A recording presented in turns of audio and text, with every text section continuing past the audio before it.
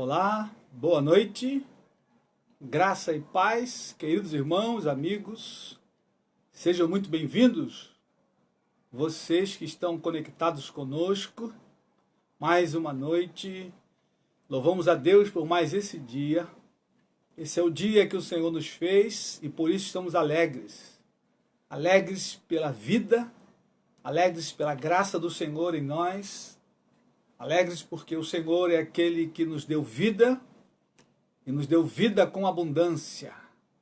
Queridos irmãos e amigos, a vida que o Senhor tem para cada um de nós, cada ser humano, é vida com abundância. Se você ainda não experimentou essa vida de Deus, eu quero convidá-lo nessa noite, que você então se aproxime do Pai, se aproxime do Senhor Jesus e peça a Ele vida e vida com abundância. Jesus disse à mulher samaritana, quando esteve na cidade de Samaria, e pediu água à mulher. A mulher retrucou e disse: como sendo tu judeu, me pede de beber a mim, que sou mulher samaritana? Jesus disse a ela: se você soubesse quem é o que te pede de beber, tu lhe pediria, e ele te daria água viva. E aí a mulher ficou interessada, e logo então: Senhor, dá-me desta água. Jesus disse: aquele que beber da água que eu lhe der, nunca mais terá sede. Pelo contrário, a água que eu lhe der, será nele uma fonte a jorrar para a vida eterna. Jesus estava falando ali dessa vida abundante, dessa água que jorra, que flui de dentro para fora. Jesus estava falando do Espírito Santo, que cada um que vai ao Senhor Jesus, no momento em que ele entrega a sua vida, confessa os seus pecados, e ele declara que a partir daquele momento ele pertence ao Senhor Jesus. Ele então passa a ser filho de Deus, e ele recebe o Espírito Santo, e o Espírito Santo na vida dele é essa água que jorra, é essa vida com abundância, que vai te fortalecer nos dias difíceis, dias como esse de pandemia. É o Espírito Santo quem vai te renovar, é o Espírito Santo quem vai fortalecer a tua vida, quem vai guiar os teus passos, que vai dar a você luz na escuridão. Jesus disse em outro episódio: aquele que me segue não andará em trevas. Se você for a Jesus, entregar a sua vida a Ele, você terá a luz do mundo. Jesus disse: eu sou a luz do mundo, aquele que me segue não andará em trevas. Amém, querido? Seja muito bem-vindo, os irmãos que estão chegando. Deus fale conosco essa noite, Deus nos fortaleça, Deus nos dê graça na sua palavra, Deus enche o nosso coração do Espírito Santo, Deus nos encha de amor pelos povos não alcançados. Um grande abraço aos irmãos de São Pedro de Jequitinhonha, os irmãos lá da Paraíba, um forte abraço. Um abraço à nossa irmã Samanta, que é de São Pedro de Jequitinhonha, porém está em Salvador. Hoje conversamos um pouco. Samanta foi uma das primeiras ovelhas que batizamos ali em São Pedro de Jequitinhonha. Me lembro que naquele primeiro batismo foram 3 jovens, Samanta, Marta e Valéria. Queridos irmãos, a semente que jogamos, ela cresce. A palavra que lançamos não volta vazia. E hoje eu pude me alegrar quando conversei com Samanta e lembrar que quase 30 anos lançamos ali as primeiras sementes na cidade de São Pedro de Jequitinhonha. Depois, pastor Roberto e Ana Cristina gastaram uns 10 anos da vida deles ali também, fortalecendo aquela igreja, edificando, e deu fruto. E hoje os frutos estão espalhados pelo Brasil afora. Então, quero convidar você a ficar firme na obra missionária, no envio de obreiros, no sustento missionário, e colocando também a sua vida à disposição do reino, para que o reino avance. Amém, queridos? Nós vamos começar orando pela obra missionária, vamos orar pelos que estão no campo, vamos orar por mantenedores. Nesse tempo difícil, muitos têm regredido na manutenção dos missionários, e os missionários estão passando aperto lá do outro lado. Então vamos rogar a Deus que fortaleça os mantenedores, que mantenham as suas ofertas, que fiquem firmes na convicção de que Deus é que vai fazer superabundar em nossas vidas. Vamos orar também pelos enfermos, né? Alguns enfermos. Vamos orar pelo nosso amigo Marcelo, que se encontra na UTI lá do INCA. Vamos clamar ao Senhor por ele. Vamos clamar ao Senhor pelo pastor Humberto também. Esse pastor Humberto esteve no campo durante 10 anos, retornou e está com Covid, está internado, precisa do nosso clamor. Amém, queridos?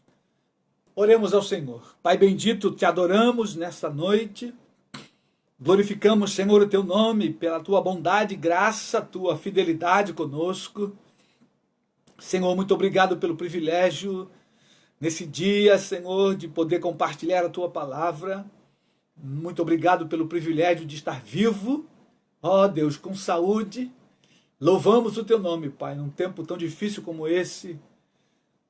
Muita gente contaminada, muita gente internada, muitos partiram, milhares pereceram. Ó Deus, e a tua graça tem nos sustentado, tem nos mantido de pé, firmes. Nós temos que louvar e bendizer o teu nome. O nosso coração é grato a ti, Pai, pelo teu cuidado conosco. O Senhor tem cuidado da nossa saúde. O Senhor tem cuidado, ó Deus, dos empregos. O Senhor tem cuidado da nossa manutenção, do nosso sustento. Ó Deus amado e bendito, te adoramos nessa noite. A ti tu dá honra, glória, louvor e adoração, Pai. Queremos entregar em tuas mãos os missionários que estão no campo, ó Deus, espalhados pelo mundo nesta hora, Senhor. Uma hora difícil de pandemia, uma hora em que o sustento tem sido, ó Deus, diminuído, cortado, encerrado para muitos obreiros. Ó Deus, fortalece, guarda, sustenta, levanta novos parceiros, novos mantenedores. Ó Deus, gente que vai ficar firme e fiel até a tua volta, Senhor. Ó Deus, continua a fortalecer cada um que está no campo, fortalece a equipe ali na Espanha, guarda. Ó Deus, sustenta a vida do Guilherme, ó Deus, e da Leila, a vida do Celso, da Heloísa, a vida, Senhor, da Poliana, guarda e sustenta teus filhos ali. Ó Deus, guarda teus filhos ali em Algarinheiro também, Rogério e Andressa. Meu Senhor, fortalece a igreja na Espanha, avança com o teu evangelho naquele país tão difícil, Senhor. Que eles sejam fortalecidos nessa hora, pela força do seu poder, com a tua graça bendita. Ó Deus, teus filhos na Tailândia também, guarda e fortalece a vida do Silvio e da Márcia, a vida do Davi e da Juliana. Meu Senhor amado, guarda os teus filhos, cobre com o teu poder e graça. Em o nome de Jesus, guarda, Senhor, a vida do Natan e da Alessandra, que estão se preparando para voltar ao campo. Abre as portas, Senhor, providencia o sustento, prepara todas as coisas. Guarda a vida do João Pedro também, que está em treinamento. Fortalece o teu filho, aviva o seu coração a cada dia. Ó Deus, visita a sua irmã Júlia, ali no Uruguai, cobre ela com o teu poder e graça. Completa ali, Senhor, a tua obra na vida da Júlia, Pai. Nós jogamos a ti, tu começou a boa obra e tu há de completá-la. Em nome de Jesus, meu Senhor, lembramos dos teus filhos lá na África. Ó Deus, o Elton e a Paula e o seu pequenino Felipe. Guarda eles, guarda, Senhor, da contaminação, guarda da malária. Meu Deus, fortalece, sustenta, renova as forças, o ânimo, a fé. Ó Deus, livra dos ataques satânicos teus filhos, pelo poder do nome de Jesus. Guarda teu filho Levi, Senhor, e sua esposa Nalva. Meu Senhor, sua filha.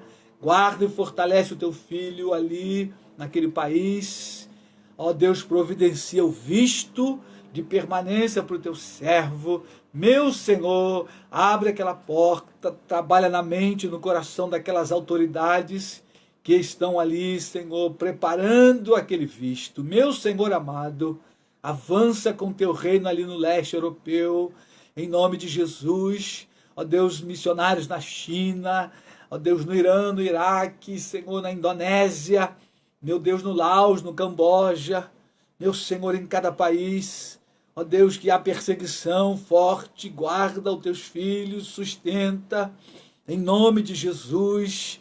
Senhor, em nome de Jesus, avança com a tua igreja, ó Deus, aviva a tua igreja aqui no Brasil, na América Latina, América do Norte, vivifica-nos para a tua glória, levanta novos obreiros, meu Senhor, em nome de Jesus, aviva a tua igreja, levanta ceifeiros para a última hora, a última ofensiva da tua igreja na terra, Senhor. Nós jogamos a ti, aviva teu povo, incendeia o nosso coração, vivifica-nos na tua presença. Fala conosco essa noite pela tua palavra, em nome de Jesus. Ó Deus, guarda os enfermos nessa hora, visita o Marcelo ali naquele hospital. Meu Deus, cura o Marcelo. Ó Senhor, opera um milagre, traz ele de volta à sua família, o seu lar, com vida e com saúde, para a glória do teu nome. Visita teu filho Humberto, o Senhor também livra ele, ó Deus, da morte nesta hora, dá a ele alguns anos de vida, e que ele possa voltar ao campo missionário, ó Deus, e produzir a 100, a 30 e a 60 por um, Senhor. Ó Deus, os demais enfermos nesta hora, os anciãos que estão enfermos, Deus guarda, pelo poder do nome de Jesus Cristo, cada enfermo da tua igreja nesta hora, Senhor. O Senhor visita e guarda e fortalece, renova as forças, o ânimo, aqueles que estão abatidos. Ó Deus, nessa noite que a tua palavra possa alcançá-los e fortalecê-los na fé, na esperança, Senhor, em nome de Jesus. Que o teu Espírito Santo possa salvar alguns pelo poder da tua palavra. A tua palavra é salvadora. Ó Deus, a tua palavra vivifica os mortos. Portanto, clamamos a ti no nome de Jesus, o teu Filho. Fala conosco essa noite pela tua palavra, em nome de Jesus. Amém, Senhor. Amém. Louvado seja Deus. Você que chegou durante a oração é muito bem-vindo. Nós continuaremos a meditar no livro de Atos, capítulo 2, verso 42 ao 47.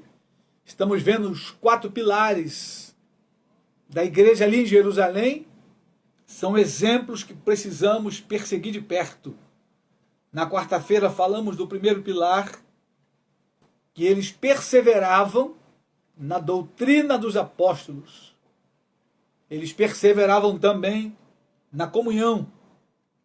Perseveravam também no partir do pão e perseveravam nas orações. São esses 4 pilares e eu quero convidar você a abrir tua Bíblia. Se você tem sua Bíblia, por favor, abra. Se você tem caderno e caneta, tome nota. Atos 2, de 42 a 47. Vamos ler novamente o texto.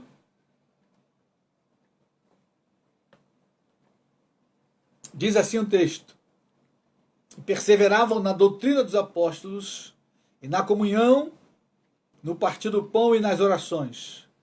Em cada alma havia temor, e muitos prodígios e sinais eram feitos por intermédio dos apóstolos. Todos os que creram estavam juntos e tinham tudo em comum. Vendiam as suas propriedades e bens, distribuindo o produto entre todos, à medida que alguém tinha necessidade. Diariamente perseveravam unânimes no templo, partiam pão de casa em casa e tomavam as suas refeições com alegria e singeleza de coração, louvando a Deus e contando com a simpatia de todo o povo. Enquanto isso, acrescentava-lhes o Senhor, dia a dia, os que iam sendo salvos. Louvado seja Deus por esse texto maravilhoso. Dia a dia o Senhor acrescentava os que iam sendo salvos. Havia graça na igreja. versículo 47, diz que eles contavam com a simpatia. Simpatia aí também pode ser graça. Contavam com a graça da comunidade. Queridos, a igreja estava no seu frescor, no início, havia um avivamento, o Espírito Santo havia descido sobre a igreja e o fogo de Deus tinha se espalhado, os corações estavam vivos e havia perseverança, insistência na doutrina dos apóstolos. Foi o tema que abordamos na quarta-feira e eu quero convidar a você a perseverar no ensino da Escritura, no estudo da Escritura Sagrada. Esse tempo do fim, querido irmão, querida irmã, mais do que nunca eu e você vamos precisar de perseverarmos no estudo da palavra. Quando estudamos a palavra, nós aprendemos a conhecer a Deus. Deus, na pessoa de Jesus, é a palavra. Jesus é o verbo que se fez carne e habitou entre nós. Então, se você quer conhecer a Deus, você precisa perseverar em estudar a palavra, ouvir a palavra de homens santos, inspirados por Deus e que estão expondo a Escritura Sagrada. Persevere em estudar a Bíblia, em ler a tua Bíblia. Persevere, querido irmão, lembrando que milhares de cristãos ao redor do mundo não têm a Bíblia. Alguns porque há perseguição no país e é proibido. E outros porque se converteram, mas ainda não têm uma Bíblia escrita na sua língua. E eu e você temos aqui Bíblia de sobra, cada casa pelo menos 2, 3, 4, 5. Bíblia de todo tipo, Bíblia de estudo, Bíblia em várias versões. E muitas das vezes nós não estudamos, não vamos à palavra para ler e buscar. Eu quero dizer a você, querido, a palavra de Deus é o seu alimento, é aquilo que vai fortalecer a tua alma. Então você precisa perseverar em estudar a Bíblia, pedir ao Espírito Santo que ilumine o teu coração e a tua alma, para que você então se alimente. A igreja em Jerusalém era forte porque ela estudava a palavra. Amém, querido? Não desanime de estudar a palavra. Não deixe que nada tome o seu tempo. Aproveitando que eu e você estamos mais presos em casa, com mais tempo, e podemos então estudar mais a Escritura Sagrada. Hoje vamos olhar aí o segundo pilar, que eles perseveravam na comunhão. A palavra comunhão aí é koinonia. Eles perseveravam também na comunhão. Versículo 44 diz: todos os que creram estavam juntos e tinham tudo em comum. Palavra comunhão, querido, aí, palavra koinonia, não é apenas estar junto numa reunião, não é apenas estar junto louvando a Deus, mas como koinonia significa parceria, contribuição, distribuição, intercâmbio, ato de participar, de contribuir, de compartilhar, por causa de um interesse comum. A igreja perseverava em compartilhar, em contribuir, não apenas em estar juntos. Muitas das vezes há uma reunião onde tem muita gente aglomerada num só lugar, mas ali não há comunhão, não há koinonia, porque não há compartilhamento, porque não há distribuição. Então isso não é comunhão.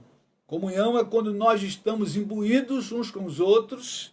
Neles havia um profundo interesse uns pelos outros. A comunhão, querido, é a ausência daquele apego com as nossas coisas. De maneira que o que é meu, ele está à disposição do meu próximo para compartilhar, se o meu próximo tem alguma necessidade. Isso dava, querido, uma graça naquela igreja, porque o texto diz aí que eles vendiam, versículo 45, vendiam as suas propriedades e bens, distribuindo o produto entre todos, à medida que alguém tinha necessidade. É lógico que quando nós olhamos que eles vendiam propriedades, eles não ficavam sem propriedades. Quem tinha 2 ou 3 ou mais propriedades, continuava com a sua casa, onde eles precisavam morar, e vendia o que estava sobrando, o que tinha em excesso, para que então fosse distribuído entre os necessitados. Queridos irmãos, perseveravam na comunhão, perseveravam na coinonia. Quando nós vamos no capítulo 4 aí de Atos, tem outro relato. Vamos comigo, Atos 4, verso 32. Aí também mostra a comunidade dos cristãos. Atos 4, verso 32. Veja o que diz aí. Da multidão dos que creram, era um o coração e a alma. Ninguém considerava exclusivamente sua nenhuma das coisas que possuía. Tudo, porém, lhes era comum. Ou seja, o que cada um tinha estava à disposição do outro, à medida que o outro tinha uma necessidade, né? Se fosse hoje, a casa, o carro, os bens, o telefone, à medida que alguém necessitava, aqueles irmãos estavam dispostos a compartilhar o que eles tinham. Versículo 33 diz: com grande poder os apóstolos davam testemunho da ressurreição do Senhor Jesus.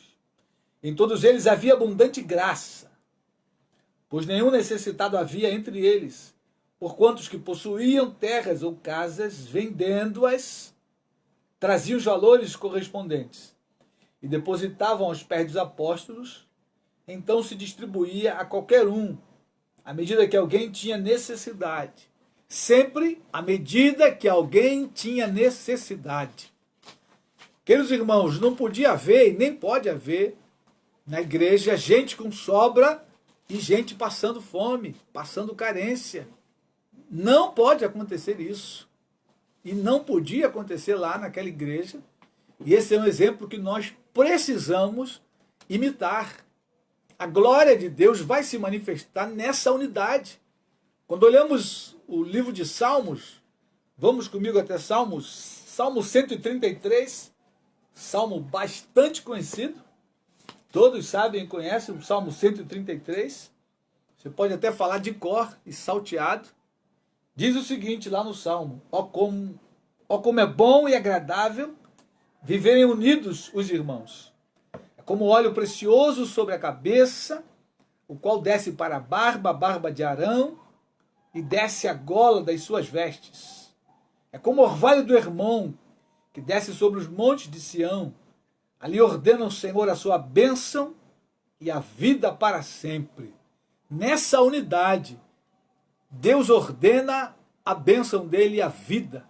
Ali a cura, né? O Salmo fala do óleo precioso, o óleo fala da unção, fala de cura. Então o corpo de Cristo, à medida que ele tem comunhão, que ele tem coinonia, à medida que ele está caminhando em unidade de fé, de pensamento, a cura no meio do corpo, cura da alma, cura dos sentimentos, das emoções, você ter aquela sensação agradável de que você não está sozinho e que tem gente ao teu lado te dando apoio, te fortalecendo.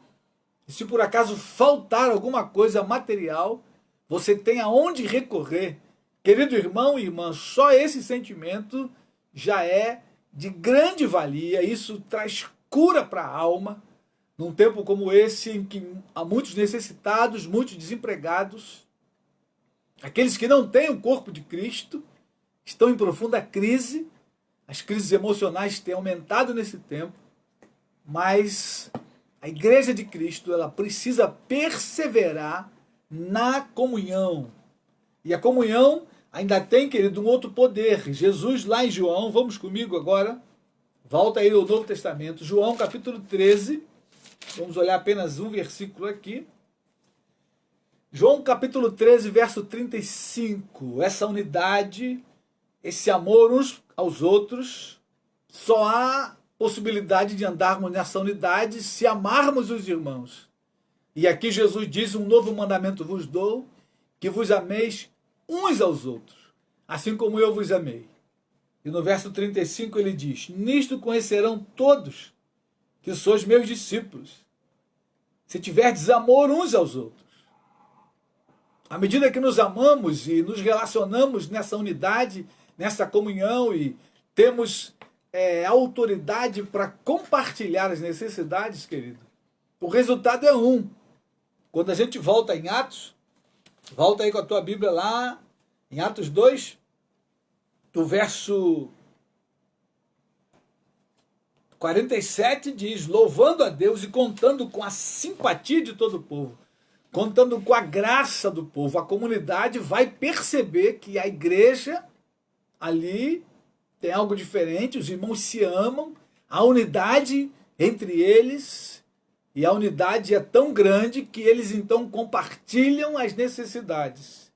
Isso vai ser um fator que vai atrair os pecadores, queridos, vai atrair os outros, os que estão do lado de fora, serão atraídos à medida que verem essa unidade em nós. Por isso, precisamos perseverar nela. Para que haja essa unidade, é preciso que haja amor uns aos outros. Por isso, Jesus diz lá no texto que lemos em João, no verso anterior, ele vai dizer, um novo mandamento vos dou, que vos ameis uns aos outros. Amar é mandamento, não é escolha, você não ama quem você quer, se é bonitinho, se é feinho, não. Amar é mandamento e você ama pela fé e por obediência ao Senhor. E esse amor ele vai se transformando nessa comunhão prática. Esses irmãos ali em Atos, nós precisamos imitar esse exemplo da igreja. Esse era um dos pilares da igreja ali, comunhão. Mas o terceiro pilar, querido, é o partir do pão. Na comunhão, automaticamente vem o partir do pão. Versículo 46, olha o que diz aí. Diariamente perseveravam unânimes no templo, partiam pão de casa em casa e tomavam as suas refeições com alegria e singeleza de coração. Olha que palavra bonita, palavra singeleza. Que coisa linda, querido. Sinceridade de coração, alegria de coração. Havia uma fragrância entre os irmãos. E eles comiam juntos, compartilhavam as coisas juntos, se alimentavam juntos, porque a igreja cresceu de uma hora para outra e veio muitos necessitados. Mas não ficaram com necessidades, porque o texto diz que eles dividiam à medida que alguém tinha necessidade. As necessidades iam sendo supridas à medida que elas surgiam. A igreja, na sua dinâmica, ela crescia dia a dia, né? O final do 47 diz, enquanto isso acrescentava-lhes o Senhor dia a dia os que iam sendo salvos. Então, queridos irmãos, a cada dia o rol de membros daquela igreja aumentava. Não dava nem para a secretária relacionar tudo, era impossível, porque todos os dias Deus acrescentava os que iam sendo salvos, e aí logicamente vinham os necessitados. E à medida que as necessidades surgiam, elas iam sendo supridas, porque os irmãos iam compartilhando uns com os outros. Querido, a comunhão e o partir do pão é a essência do discipulado. E eu queria olhar alguns textos. Jesus ensinou isso durante o seu ministério o tempo todo. Comer junto, estar junto, compartilhar a palavra. A essência do discipulado. A igreja perdeu isso. A igreja hoje faz uma reunião de 1 hora, 2 horas, rápido. Todo mundo sai, cheio de pressa para sua casa. E aí ninguém sabe da necessidade um do outro, ninguém compartilha nada. E por isso não há vida, não há cura. E as pessoas vão e voltam do mesmo jeito, porque não há essa fragrância, não há esse compartilhar das necessidades, e não há ministração específica das necessidades uns dos outros. E a igreja contemporânea precisa voltar a essas bases, a esses pilares. Jesus ensinou isso todo o tempo do seu ministério. Gastar tempo com as pessoas, comer junto com elas, ter comunhão com elas. E eu queria voltar a alguns textos aí.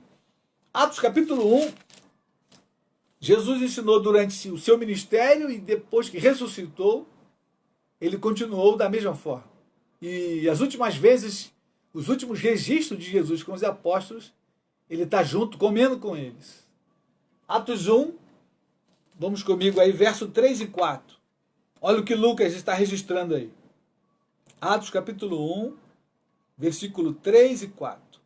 A estes, também depois de ter padecido, se apresentou vivo, com muitas provas incontestáveis, aparecendo-lhes durante 40 dias e falando das coisas concernentes ao reino de Deus. Comendo com eles, determinou-lhes que não se ausentassem de Jerusalém, mas que esperassem a promessa do Pai, a qual disse ele: de mim ouvistes.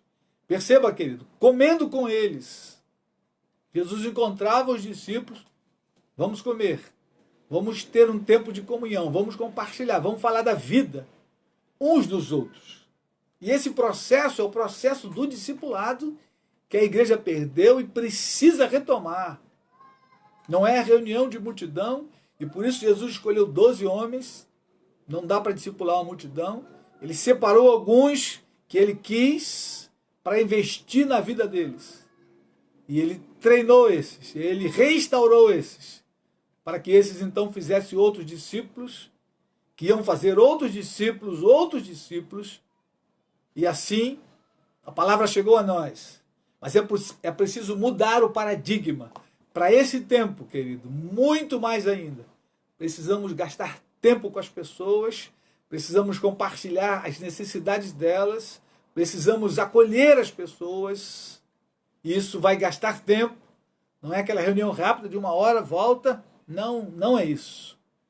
É comer junto, repartir o pão, tanto com as necessidades, tanto com os necessitados de pão, quanto os outros que não estão necessitados do pão físico, mas estão necessitados do pão espiritual. E aí então você vai compartilhar com eles o pão físico, e durante o compartilhamento desse pão físico, você vai levando e tratando do pão espiritual, da alma dessa pessoa. E assim, querido, Deus vai acrescentando os que hão de ser salvos. Vamos a João 21. Jesus aparece os discípulos ali na praia, e o resultado, João 21, verso 10, diz o seguinte: disse-lhe Jesus: trazei alguns dos peixes que acabaste de apanhar. Simão Pedro entrou no barco e arrastou a rede para a terra, cheia de 153 grandes peixes. Não obstante serem tantos, a rede não se rompeu. Disse-lhe Jesus: vinde e comei. Nenhum dos discípulos ousava perguntar-lhe: quem és tu? Porque sabiam que era o Senhor. Veio Jesus, tomou o pão e lhes deu, e de igual modo o peixe. E já era essa a terceira vez que Jesus se manifestava aos discípulos, depois de ressuscitado dentre os mortos. Percebam vocês que mal Jesus aparece com eles, eles estavam pescando, e quando eles chegaram na praia, já havia ali pão e peixe, mas Jesus pediu que eles trouxessem também dos peixes que eles pegaram. E Jesus então gasta tempo com eles comendo, repartindo o pão. E aí, lógico, enquanto come e compartilha uma refeição, você ministra o coração do discípulo, ou daquela pessoa que você está investindo para levá-lo a Cristo. E aí então ele vai ser de fato um discípulo do Senhor Jesus. Mas é preciso então gastar tempo, é preciso rever a agenda, é preciso mudar o paradigma. Isso nós, como igreja hoje, precisamos mudar. A igreja lá em Jerusalém perseverava no partir do pão, de casa em casa.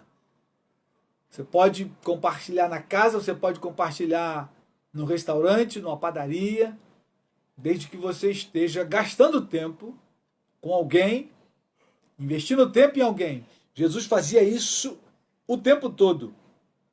Vamos a mais um texto, Marcos capítulo 2, no começo do ministério de Jesus, ele está chamando os discípulos.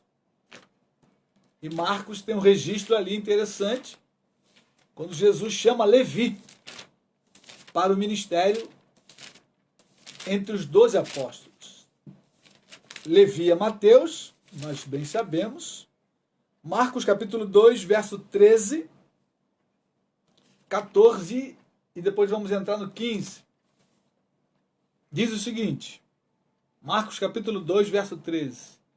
De novo saiu Jesus para junto do mar, e toda a multidão vinha ao seu encontro, e ele os ensinava. Quando ia passando, viu a Levi, filho de Alfeu, sentado na coletoria, e disse-lhe, segue-me. Ele se levantou e o seguiu.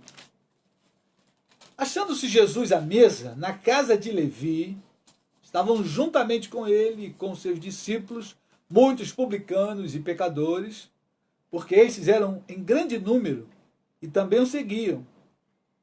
Os escribas dos fariseus, vendo-o comer em companhia dos pecadores e publicanos, perguntavam aos discípulos dele, por que come e bebe ele com os publicanos e pecadores? Tendo Jesus ouvido isto, respondeu-lhe, os sãos não precisam de médico, e sim os doentes. Não vim chamar justos, e sim pecadores. O foco de Jesus era exatamente os pecadores, os que precisavam da sua palavra de salvação, de libertação, e por isso Jesus então investe tempo comendo com eles. À medida que Jesus convidou Levi para segui-lo, logo Levi então deu uma festa e convidou seus amigos, os publicanos, que eram as pessoas com quem ele se relacionava. Certamente aqui nós encontraríamos nesse grande banquete o Zaqueu publicano, que lá na frente vem a se converter. Era da mesma profissão de Levi e com certeza Levi estava atraindo também Zaqueu para seguir o Senhor Jesus. Mas percebam que Levi dá estrategicamente um banquete. Quando você vai no Evangelho de Lucas, em Lucas 5, 29, Lucas dá uma palavra mais explicativa e você percebe que Levi usa uma estratégia ali. Convida a Cristo e convida os amigos. Olha o que diz aí. Muitos publicanos e pecadores, porque estes eram em grande número e também o seguiam. Então houve um grande banquete, aonde Levi convidou muita gente. E logicamente, estrategicamente, convidou Jesus. E ali então Jesus vai comer com eles, vai partir o pão. E estrategicamente Jesus gasta tempo com aquelas pessoas. Nem todos vão seguir, é verdade. Alguns vão seguir. E talvez o melhor resultado aí desse banquete foi a vida de Zaqueu, que mais à frente vai se converter de maneira poderosa.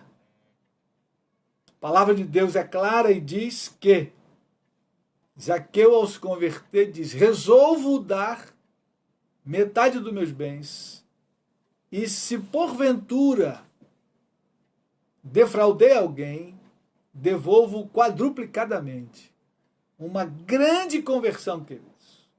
Zaqueu se converteu verdadeiramente, fruto do tempo que Jesus gastou com eles ali comendo, investindo na vida deles. E o discipulado é exatamente assim. Você gasta tempo com as pessoas, você investe nelas, teu tempo e, logicamente, muitas das vezes o dinheiro para comer junto, para estar junto.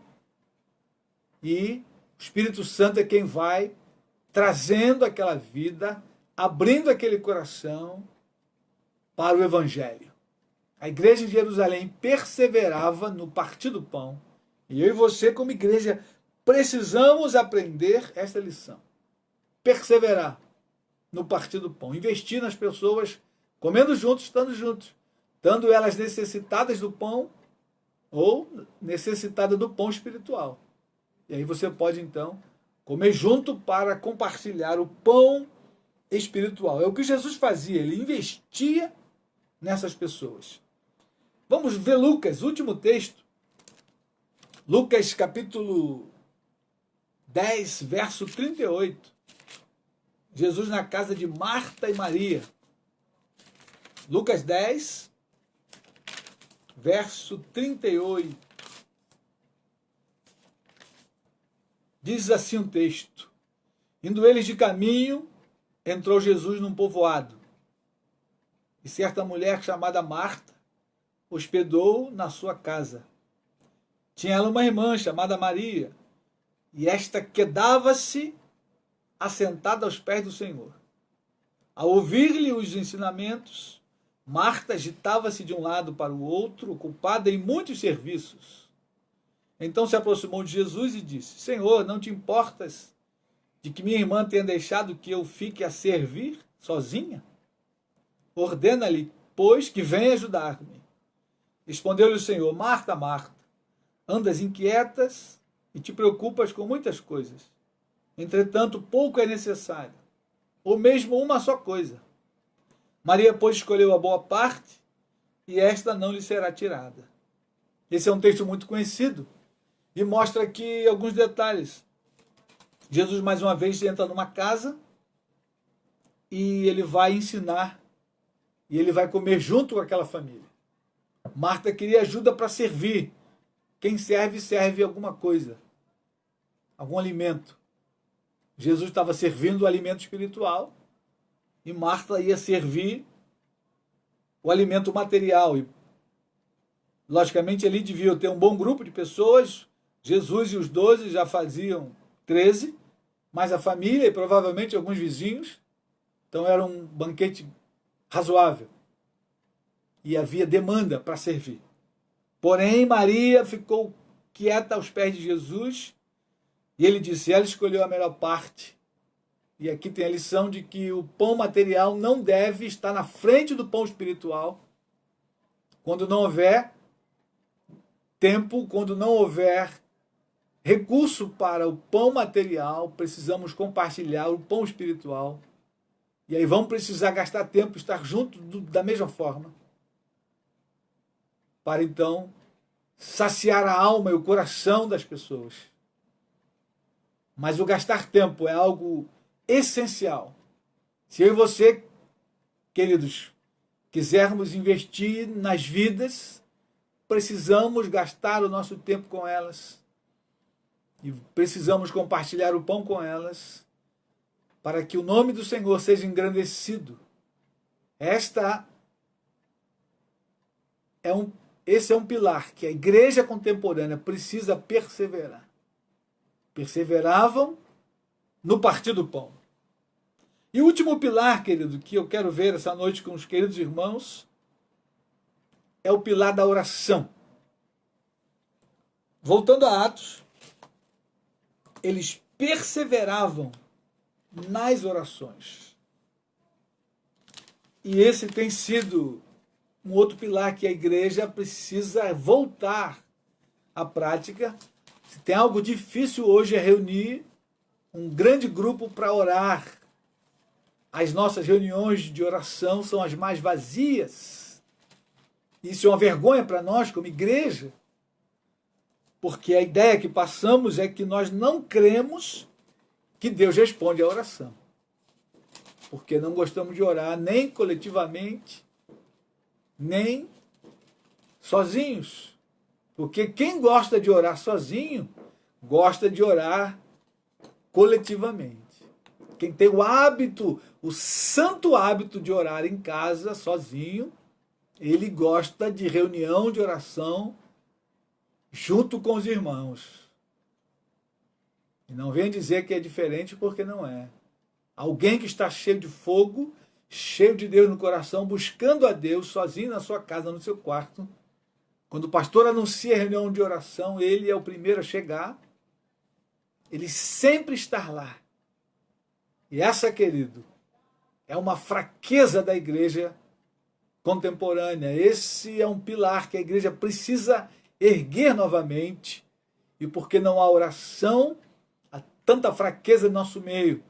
Como diz Paulo lá aos Coríntios, quando ele fala da ceia, né? Por esta causa há muitos fracos e doentes, e não poucos que dormem. Porque a igreja não persevera na oração. O texto diz aí, vamos ler novamente o versículo 42, e perseveravam na doutrina dos apóstolos, e na comunhão, no partir do pão e nas orações. Eles oravam de verdade, eles oravam nas suas casas. Eles oraram o tempo todo. Depois que Jesus subiu aos céus, disse para eles esperarem em Jerusalém. Primeira coisa que a igreja foi fazer foi se reunir para orar. Vamos comigo, Atos 1. Voltando aí em Atos 1. Vamos olhar o versículo 14. Logo após a ascensão de Jesus.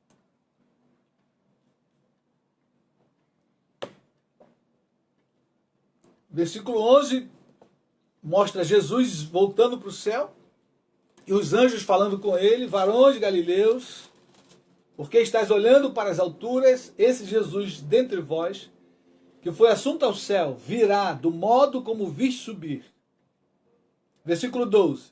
Então voltaram para Jerusalém, do monte chamado Olival, que dista daquela cidade tanto como a jornada de um sábado. Quando ali entraram, subiram para o cenáculo, onde se reuniam Pedro, João, Tiago, André, Filipe, Tomé, Bartolomeu, Mateus, Tiago, filho de Alfeu, Simão Zelote e Judas, filho de Tiago. Todos esses perseveravam unânimes em oração, com as mulheres, com Maria, mãe de Jesus, e com os irmãos dele. Perceba, querido, que a igreja se manteve em oração. E assim ela ficou durante 10 dias até que o Espírito Santo veio. O dia de Pentecostes, no capítulo 2, diz que eles estavam reunidos no mesmo lugar, provavelmente nesse mesmo cenáculo. Alguns dizem que era na casa de Maria, mãe de Marcos, onde havia um espaçoso cenáculo, e a igreja no começo reunia-se ali, por ser um espaço privilegiado, mas eles oravam. Todos perseveravam unânimes em oração. Esse tempo, querido, de pandemia é o tempo que nós precisamos perseverar em oração por diversos motivos. Vidas estão sendo ceifadas sem Cristo, estão perecendo nas trevas, então tem que orar incessantemente. Vidas estão se matando, suicidando porque estão desesperadas. A economia caindo, um monte de gente desempregada. O que não falta são motivos para que eu e você paremos diante de Deus para orar. Esse momento não é tempo de reunião de oração coletiva, né? As reuniões são poucas, estamos voltando aos poucos, porém, cada um em sua casa deve gastar tempo em oração. Perseveravam unânimes em oração. Perceba sempre a palavra perseveravam. E para orar, querido, é preciso perseverar, insistir, continuar, permanecer, crucificar a carne e permanecer diante de Deus em oração, buscando a sua face, a sua glória, buscando direção por esse tempo, buscando e buscando e buscando. Atos capítulo 4, vamos voltar a Atos 4, ele mostra a igreja em oração. Os discípulos foram presos, ameaçados e depois foram soltos. Muito bem, quando eles foram soltos, Atos 4, 23. Para onde eles foram? E foram fazer o quê? Foram procurar os irmãos e foram orar. Atos 4, 23. Uma vez soltos, procuraram os irmãos e lhes contaram quantas coisas lhes haviam dito os principais sacerdotes e os anciãos. Foram ameaçados, proibidos de pregar em Jerusalém. Eles estavam enchendo Jerusalém da doutrina. E olha o que aconteceu, versículo 24. Ouvindo isto, unânimes, juntos, unidade, comunhão, levantaram a voz a Deus e disseram, foram orar. Mas não foram orar choramingar diante de Deus. Não, não. Foi oração de poder, de fogo, de unção, de graça, de ousadia, de intrepidez. Vejam o pedido que eles fizeram, que eles falaram na oração. Tu, soberano Senhor, que fizeste o céu, a terra, o mar e tudo que neles há, que disseste por intermédio do Espírito Santo, por boca de Davi, nosso pai, teu servo. Porque se enfureceram os gentios e os povos imaginaram coisas vãs. Levantaram-se os reis da terra E as autoridades ajuntaram-se a uma contra o Senhor e contra o seu ungido, porque verdadeiramente se ajuntaram nesta cidade contra o teu santo servo Jesus, ao qual ungiste Herodes e Pôncio Pilatos, com gentios e gente de Israel, para fazerem tudo o que a tua mão e o teu propósito predeterminaram. Agora, Senhor, olha para as suas ameaças e concede aos teus servos que anunciem com toda a intrepidez a tua palavra. Queridos irmãos, o que eles foram pedir não foi para que as autoridades morressem, não ficaram amargurados contra as autoridades, não, nada disso. Eles pediram autoridade, intrepidez, ousadia. Intrepidez é ousadia, liberdade na comunicação, coragem, franqueza, bravura. E a oração mostra uma outra coisa que nós temos frisado. Eles conheciam as Escrituras. Já estava escrito. Davi, em um dos seus salmos, havia profetizado que as autoridades iam se levantar contra o ungido, que era Jesus. Mas fizeram tudo o que a mão de Deus havia predeterminado. Cristo precisava morrer. E para que ele morresse, alguém tinha que matar. Queridos, assim como está predito pelo próprio Jesus, que nos últimos dias haverá perseguição. O texto diz em Mateus 24, vós sereis odiados de todos por causa do meu nome. E à medida que a perseguição aperta a igreja nessa hora, é preciso coragem, autoridade e intrepidez que virá através da oração, joelho no chão, Bíblia na mão e pé na cara do cão. Querido irmão, eu quero conclamar a você, busque a Deus, ore, estude a palavra. Somente assim você terá coragem, ousadia para enfrentar os dias que vão, os dias que virão. Os dias estão se tornando cada vez mais difíceis. O desemprego aumenta. A pressão espiritual é forte. A cada dia estão tolhindo a igreja de pregar. Não pode pregar contra isso, não pode pregar contra aquilo. Só vai ficar de pé quem tiver vida de oração, que terá intrepidez para pregar o Evangelho, até o momento em que, se for preciso, dar a própria vida, assim como os cristãos lá no primeiro século. Quando os anjos disseram para os discípulos, esse Jesus virá do mesmo modo como viste subir. O mesmo modo ali é do mesmíssimo modo, mas também fala das mesmas circunstâncias da sociedade. Então lá havia perseguição, vai haver perseguição. No tempo do fim é tempo de perseguição. E lá se havia oração, para que eles permanecessem firmes, é preciso que haja oração na igreja. O quarto pilar, que é perseverar na oração, precisa estar firme. Essa coluna da igreja, a coluna da oração precisa estar firme. E agora Deus tem provado a igreja, porque aqueles que não iam à reunião de oração coletiva, agora tem que orar em casa sozinho. E aí, eu digo a você que é muito mais difícil. Porém, é muito melhor. Os nossos momentos de intimidade com Deus a sós são muito mais ricos do que na coletividade. Você e Deus, eu e Deus, é um momento muito mais rico, de muito mais intimidade com o Pai. E ali nós ganhamos revestimento, ganhamos fé, força, autoridade, ousadia, esperança.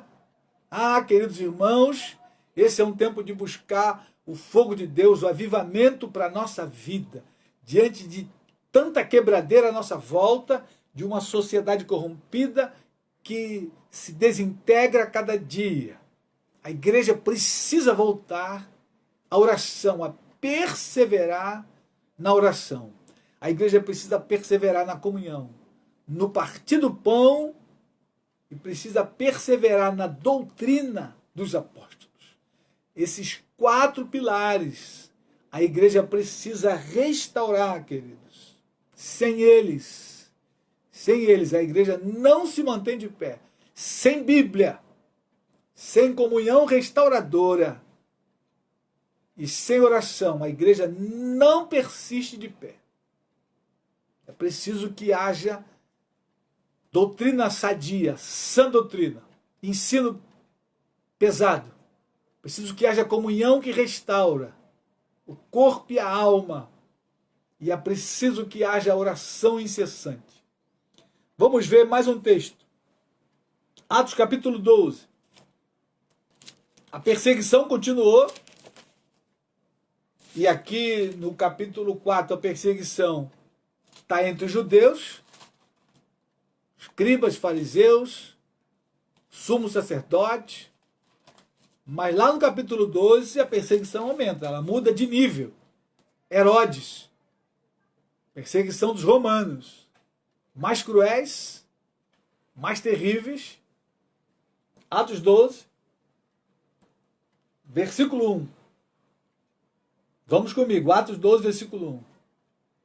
Por aquele tempo mandou o rei Herodes prender alguns da igreja para os maltratar.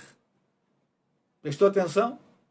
Agora é Herodes que está mandando prender alguns da igreja para os maltratar. Querido irmão, só fica de pé na perseguição nesse nível quem está firme na palavra e quem ora. Quem não faz essas coisas nega o Senhor.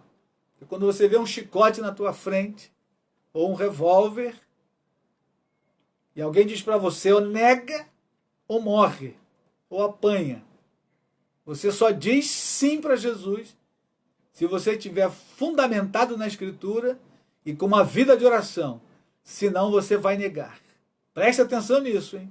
E os dias são findos. A perseguição vai aumentar. Eu preciso falar com você, eu preciso preparar você e a mim. Versículo 2. Fazendo passar ao fio da espada a Tiago, irmão de João, vendo ser isto agradável aos judeus.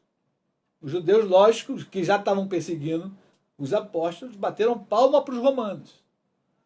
Prosseguiu, prendendo também a Pedro. E eram os dias dos pães asmos. Tendo feito prender, lançou no cárcere, entregando a 4 escoltas de 4 soldados, cada uma para o guardarem, tencionando apresentá-lo ao povo depois da Páscoa. Pedro, pois, estava guardado no cárcere. Olha o detalhe agora. Mas havia oração incessante a Deus por parte da igreja a favor dele. Queridos irmãos, a perseguição aumentou. E aí, logicamente, a oração aumentou. Havia oração incessante a Deus por parte da igreja. Aqueles irmãos agora oravam noite e dia.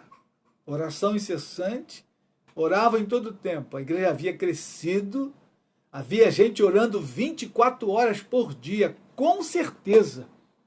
Porque o relato aí diz que Deus enviou os anjos, o anjo soltou Pedro da prisão, era de noite, os guardas dormiam, caiu um profundo sono sobre eles, as celas se abriram. Olha o que diz aí, versículo 7. Eis, porém, o que sobreveio um anjo do Senhor, e uma luz iluminou a prisão.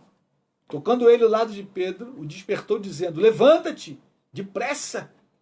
E então as cadeias caíram-lhe das mãos, Deus operando milagre.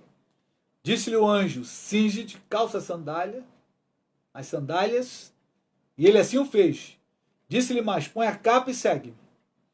Então, saindo, seguiam, não sabendo que era real o que se fazia por meio do anjo. Pedro estava sonolento ainda, né?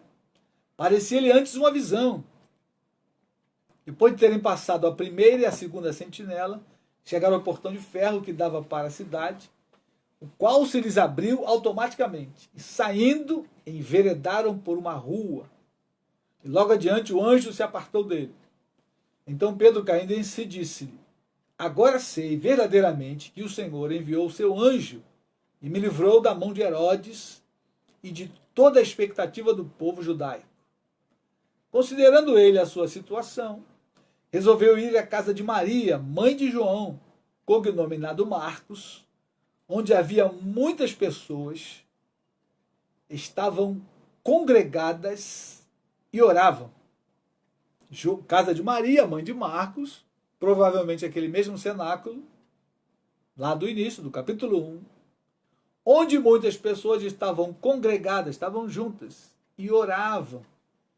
Era madrugada, queridos, vigília de oração. Oração na madrugada, intercessão. Pedro estava a um dia de ser decapitado como Tiago. Pedro foi decapitado, mas muitos anos depois, lá por volta do ano 67, 68, mais ou menos. Não era a hora ainda de morrer decapitado. Deus ouviu a oração da igreja e enviou um anjo que livrou Pedro. Os anjos sempre trabalham em tempos de crise, tenha certeza disso. Não tenha medo do coronavírus, não tenha medo desse tempo. Se previna, use máscara, lave as mãos com álcool, faça a sua parte. Mas creia que nesse tempo de crise, Deus enviará os seus anjos. Deus dá ordem aos anjos a nosso respeito. Os anjos são ministros de Deus a favor daqueles que hão de herdar a vida eterna, ou seja, a favor da igreja.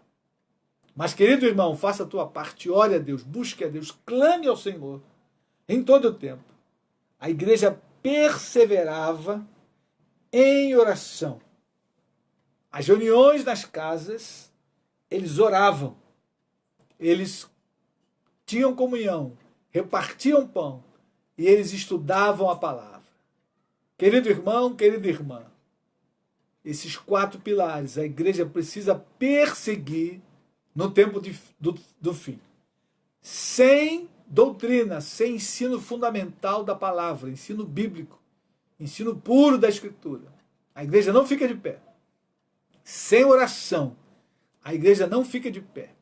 E sem essa comunhão restauradora, essa comunhão que dá vida à igreja, ela também não fica de pé.